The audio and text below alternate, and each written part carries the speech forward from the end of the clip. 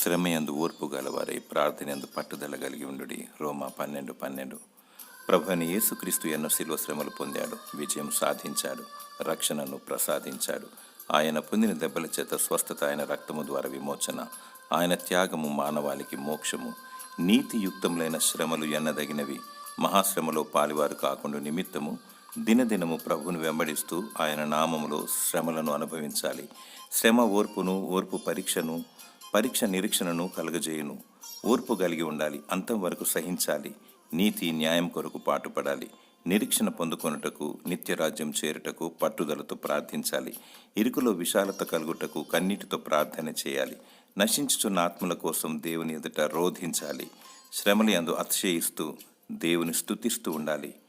దేవుడు నీకు ఓర్పును, విజయమును, నిరీక్షణను దయచేయునుగాక. ఆమేన్.